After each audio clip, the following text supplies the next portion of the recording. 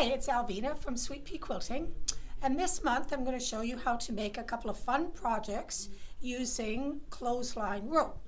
So this is a little hot pad that I made without using a pattern, and this is a little bowl I made also without using a pattern, just sitting at the sewing machine and doing some sewing.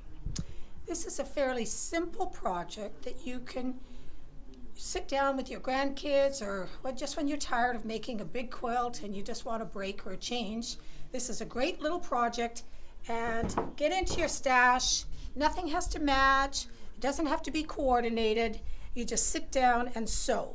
So the product we're going to be using is this cotton clothesline that we sell here at the store. This one is 100 feet long, and it is 3/16 of an inch wide. So there are, I understand, a number of clotheslines out there in the marketplace, but I've been told from a number of customers that you got to be careful which one you use, because when you go to sew and do your zigzagging, it flattens. So I know this is of good quality and it's full all the way through, so it's going to keep its round little shape. So that's the product that we're going to be using, and we sell this here at the store. I'm going to show you how to start this little project. And when you're using this cording, you're either going to make something circular or you're going to make something oblong. So I'm going to show you how to start using both of the methods. The first one we're going to use is the circular one. So that's what we would have used when we started this. So if you remember, you always do this project clockwise.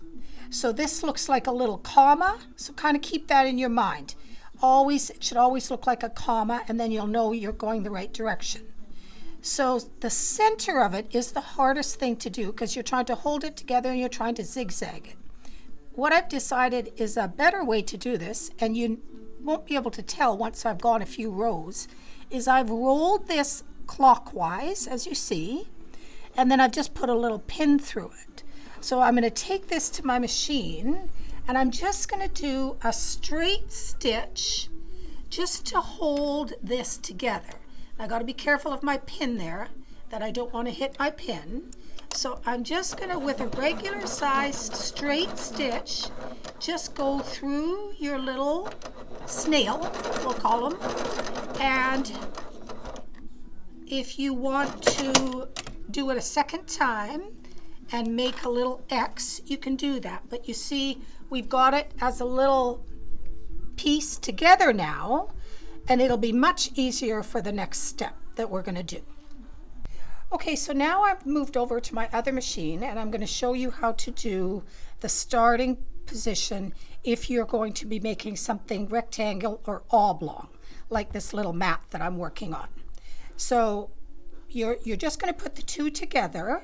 And again, in a clockwise motion, I'm going to put this under and I've got my machine here set at a zigzag. This is a FAF 4.0 quilt expression, and I'm using a number 5 in width and 3 in density. So you can play with your machine and decide which one works best for you, but you want to make sure that you're catching both sides of your cotton rope or cording as you're going along. So what I've done is I've just put a little pin in here, and I'm just going to start sewing this strip together, because this is going to be our base. So if you want to reverse as you go, you can. Okay, and what you want to do is keep the center of this at the center of your machine so that your needle catches both sides as you go. Right, so we're just doing a zigzag, we're just putting that together, and your feed dogs will take that through quite nicely for you. When you get to the end, you can just stop. If you want to reverse there, you can, or you can just cut your thread. Okay, so we showed you how to start either a circle or an oblong, and now I'm going to show you the technique you would use. You're going to use the same technique when you start or whether it becomes this big. And what you're going to do is set your machine up, make sure it's at the wide zigzag. I'm using a coordinating thread, so you can't even really see my zigzag. if you're going to be using fabrics out of your stash, just pick a neutral type thread. You don't want it to really stand out. You want your fabrics to show more than your thread.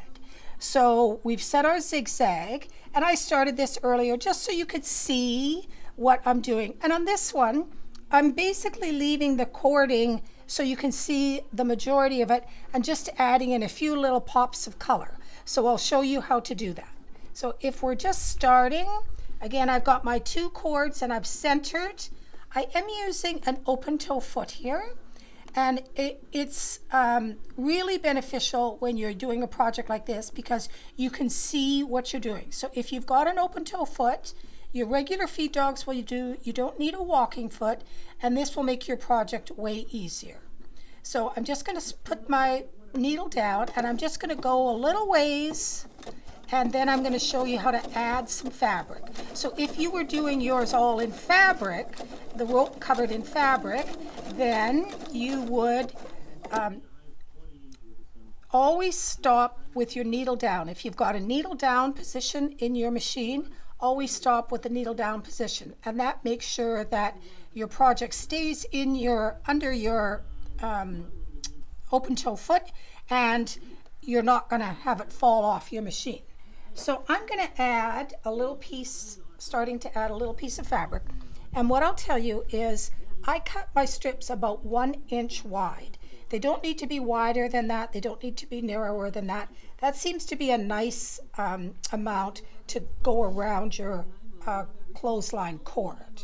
The other thing that I've learned in doing a project like this is when you get the clothesline, it comes like this. I suggest you totally unwrap it and turn it into a ball. It's much easier to work with because if you leave it like that, then it's going to start flopping all over the place and fall on the floor and get all twisted, and you'll be frustrated with it. So take it apart, roll it into a ball just like this, and keep your cord on the left side and your fabric on the right side. If you have them both in front of you, they're going to get tangled and twisted, and you're going to spend more time untangling and untwisting than you will sewing. So I've learned this from experience. I keep my fabric on the right and I keep my cording on the left. So to start adding a piece of cording, and you would do this if you were starting with fabric right from the beginning, you would do this right from the beginning. So it doesn't matter if you put this over or under, you just want to wrap it around your cord. Okay, so I just put that there. This is the little tail. We're going to try tuck the tail in, and if we don't, we'll catch it the next time around. So you see, all I've done is I've tucked the tail in, and now I'm wrapping this around, and you see even with this small piece, it wants to grab the cord. So try keep them separate. This is another reason that you want your needle down so that your project isn't going anywhere, and it's kind of stabilizing this as you wrap this around.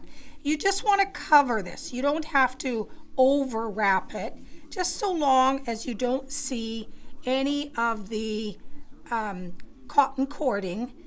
That's really all you need. So if you want to just go 3 or 4 inches like this, you can put a pin in this if you want, and it's not going to go anywhere. Keep it separated from your cord. See how it wants to wrap there? And then all I'm going to do is I can let go of that because I've pinned it, and I'm just going to start my zigzag along, and as soon as I catch that fabric in there, then we can stop and take the pin out. And then if you want to do more wrapping, now you know you've got everything secured, and you can just wrap. And I'm wrapping clockwise, and we're sewing clockwise. So everything on this project is done clockwise, and that would be regardless of whether it was something flat or whether it was a bowl. Just continue to go clockwise. So I like to wrap 5 or 6 inches ahead, and then you'll find a method that works for you. I'll just put a pin in there, and you're just holding that right next to your base. And you'll have to, if you don't have a table on your machine, and I don't for this one, then I'm just holding it on the underside just so that it's goes through the presser feet smoothly. And then we're just going to start. And this hand is also helping it turn a bit. And then when we get close to our needle, we just stop. Remember, needle down. We just stop, and then we can wrap a little further. So you would do this whole method if you were wrapping your cording completely. You would do this for your whole project. Don't worry about these little threads. They all get buried as we sew along. So we're just going to sew around, and we're making sure that we've got our two cords right in the center of our foot, and we're just sewing along like that. So you just continue that until you get to the size that you want. And now what I'll do is I'll show you how you can finish this project off so you have a nice finished edge on it. Let's say we're at the end of our project. So you're going to cut your rope, and you're just going to leave the end like that. If you're using fabric and your rope is being covered with fabric, you just want to keep wrapping it, and you want to extend past where the rope ends and just make a little twist like this. Okay, and extend that 3 or 4 inches. So you've got like a little, you know, there you can see where the rope ends, and then this is just fabric. So what I'm going to do is I'm going to do my regular stitching. Take my pin out.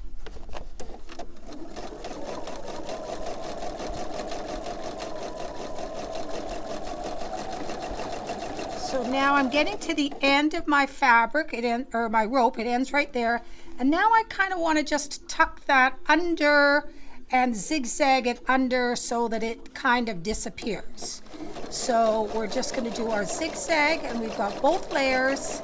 Now we're just into fabric. There's no rope, and we're just going to go around and go around and go around.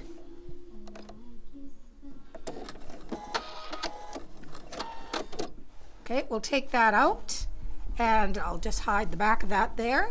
And then you just tapered it off there. You can just give that a little press, and it will just disappear, and you won't even see where your project ends.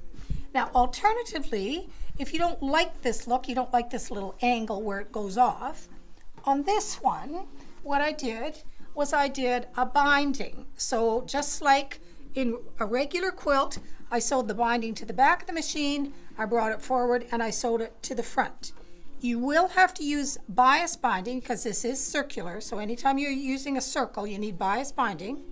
And I did this on the sewing machine, so if you like that finished look a little better, then this is all even. You can't tell where the project stops, and it's all done on the machine. All right, so I just want to show you a few things that we've made using this over the years. Now, we haven't made this all in the last week. This has been over a number of years, but I just showed you this is a placemat. It's approximately 15 inches wide, and it took less than one of these to make.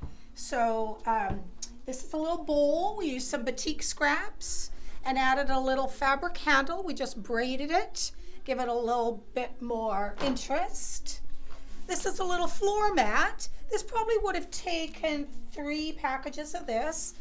I coordinated the colors on this, but if you've got a bag of scraps and they're at least 1 inch wide, go ahead and make yourself a nice little floor mat. Here's a couple of series of bowls. We've got 3 little bowls. Great to sit with one of your grandkids and just do up one of these. They don't take a long time. Again, we're just using zigzag. These are all done using batiks. And then here's a little hot pad. You could do this for Christmas. You could do this as a nice little housewarming gift in whatever colors the kitchen are, probably gray and black, but it would look really nice as that. And then we did a big bowl. We started with dark on the bottom and came all the way up and just went lighter. And this bowl is probably 18 by 24. So that would have probably taken 3 or 4 of these. But again, it's just a great little project on a rainy day, or when you're tired of being in the garden. Just sit down with some of your scraps and do some of this clothesline rope. So hope you enjoyed it today. Thanks.